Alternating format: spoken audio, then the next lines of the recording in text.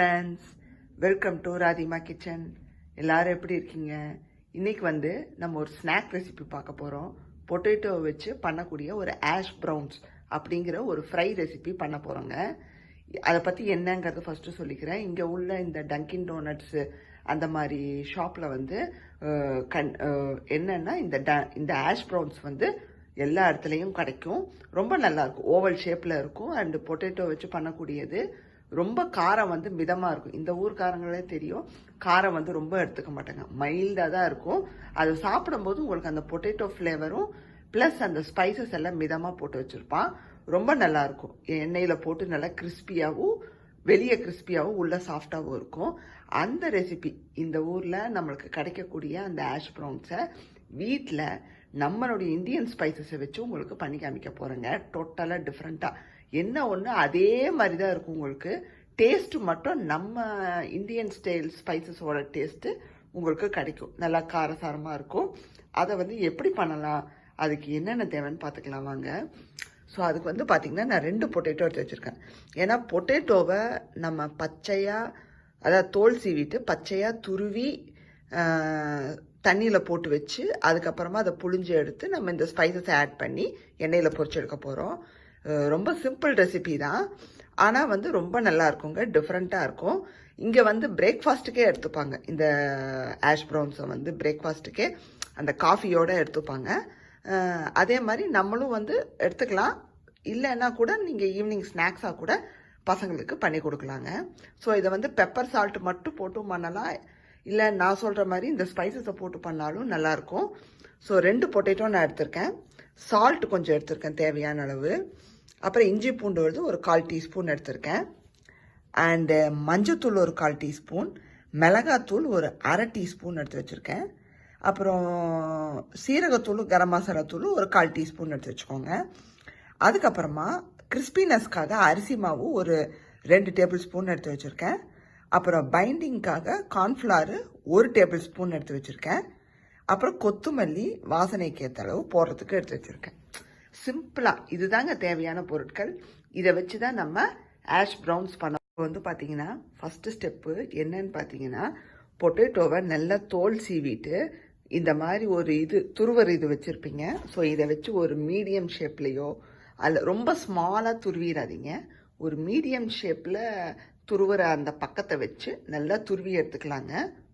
பார்த்தீங்கன்னா பொட்டேட்டோவை நல்லா தோல் சீவி துருவி இந்த மாதிரி சில் வாட்டரில் போட்டு வச்சுருங்க. அப்போ தான் கலர் சேஞ்ச் ஆகாமல் இருக்கும்.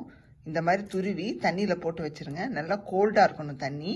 இப்போ வந்து இதை ஒரு துணியில் இதை தண்ணியிலிருந்து எடுத்து போட்டு ஒரு சொட்டு தண்ணி இல்லாமல் புழிஞ்சு எடுத்து இந்த மாதிரி ஒரு மிக்சிங் பவுலில் போட்டு வச்சுக்கலாங்க. பார்த்தீங்கன்னா ஒரு துணியில் போட்டிருக்கேன். இதில் இருக்கிற தண்ணியெல்லாம் ஒரு சொட்டு கூட இல்லாமல் புழிஞ்சு எடுத்துகிட்டு வந்துடலாங்க. இப்போ வந்து பார்த்தீங்கன்னா நம்ம தண்ணியிலேருந்து எடுத்து நல்லா புழிஞ்சு எடுத்துகிட்டு வந்தாச்சு. இப்போ இதில் வந்து நம்ம மசாலா ஐட்டங்களெல்லாம் சேர்த்துக்கலாங்க. ஃபஸ்ட்டு உப்பு சேர்த்துக்கோங்க. நம்ம எடுத்து வச்சுருக்கிற எல்லாத்தையும் 1 by 1 சேர்த்துருங்க. இஞ்சி பூண்டு விழுது சேர்த்துருங்க. இது கூட மஞ்சத்தூள், மிளகாத்தூள் சேர்த்துக்கோங்க. நான் எந்த அளவுக்கு காரம் சாப்பிடுவோமோ அந்த அளவுக்கு எடுத்துருக்கோம், நீங்களும் பார்த்து எடுத்துக்கோங்க. அப்புறம் சோம்பு, சீரகத்தூள், கரம் மசாலா தூள் சேர்த்துக்கோங்க. ஃபஸ்ட்டு இதை கிளறி விட்ருங்க. நல்லா அந்த பொட்டேட்டோவில் வந்து நல்லா வந்து மசாலாவை பரப்பிட்டு அதுக்கப்புறமா நம்ம அரிசி மாவும் கார்ன்ஃப்ளவரும் சேர்த்துக்கலாங்க. உங்களுக்கு இந்த மாதிரி இருக்கிறனால தான் அந்த பைண்டிங்க்கு தான் வந்து நம்ம அந்த கார்ன்ஃப்ளவரும் கிறிஸ்பிக்கு அரிசி மாவும் சேர்க்குறோம். பொட்டேட்டோவில் இருக்கிற தண்ணியே போதுமானதுங்க. இது கூட கொத்தமல்லியும் சேர்த்துக்கலாம்.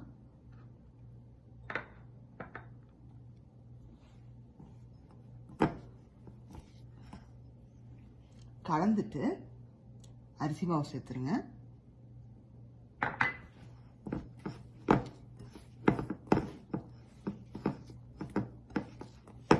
இதை வந்து நம்ம ஓவல் ஷேப்பில் பிடிச்சு எண்ணெயில் பொரிச்சு எடுக்க போகிறோம். மீன்வைல் எண்ணெயை சூடு பண்ண போட்டுருங்க. அப்புறம் கார்ன்ஃப்ளவர் சேர்த்தாச்சு.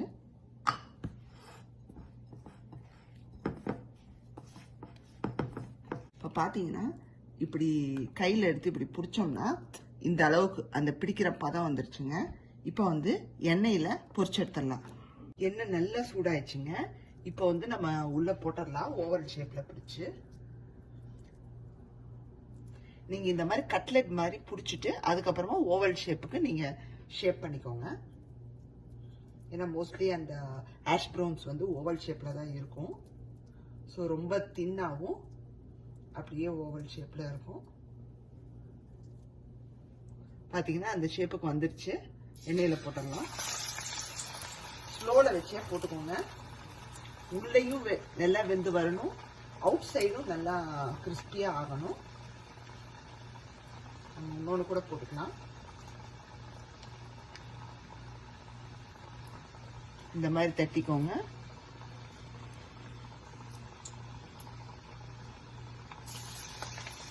நமக்கு எந்த அளவுக்கு எண்ணெயில் இடம் இருக்கும் அந்த அளவுக்கு போட்டுக்கோங்க. இது வந்து பசங்களுக்கு கொடுக்குறீங்கன்னா கிட்ஸுங்களுக்கு கொஞ்சம் காரத்தை மட்டும் குறைச்சிக்கோங்க. அவங்களுக்கு வந்து நீங்கள் பெப்பர் மட்டும் போட்டு கூட கொடுக்கலாம். நல்லா திருப்பி போட்டாச்சுங்க. அழகாக வந்துட்டு வருதுங்க. அது எடுத்து பார்க்கும்போதே பாருங்க அவ்வளோ அழகாக இருக்குது. ஒரு மாதிரி ரியலாக ஆஷ் ப்ரௌன்ஸ் எப்படி இருக்குமோ பார்த்தீங்கன்னா ரெடி ஆயிடுச்சுங்க. நல்லா அழகாக பொரிஞ்சு வந்துருச்சு. கலர் பார்த்தாலே உங்களுக்கு தெரியும். இந்த மாதிரி பொன்னிறமாக எல்லாத்தையுமே நம்ம பொரிச்சு எடுத்துக்கலாங்க. சாப்பிட்ணுன்னு ரொம்ப ஆசையாக இருந்துச்சுங்க. உங்களுக்காக ஒன்று சாப்பிட்டு காமிக்க போகிறேன். சத்தம் கேட்கும்னு நினைக்கிறேன். அவ்வளோ கிறிஸ்பியாக ஸ்பைஸியாக இருக்குங்க. சாப்பிடும்போது பொட்டேட்டோ தான் சாப்பிட்றோமானே தெரியல. ரொம்ப நல்லா வந்திருக்கு. எக்ஸலண்ட்டாக வந்திருக்குங்க. கண்டிப்பாக எல்லோரும் வீட்டில் ட்ரை பண்ணி பாருங்கள். சூப்பராக ரெடி ஆயிடுச்சுங்க பொட்டேட்டோ ஆஷ் ப்ரௌன்ஸ் ரெசிபி. கண்டிப்பாக எல்லோரும் வீட்டில் பண்ணி பார்க்கணும். நல்லா கிறிஸ்பியாக வந்திருக்கு. இந்த ரெசிபி வந்து ரொம்ப ரொம்ப சிம்பிள். இந்த டோனட் ஷாப்பில் கிடைக்கிறது எப்படியோ அதே மாதிரி உங்களுக்கு பண்ணி காமிச்சிருக்கேன்.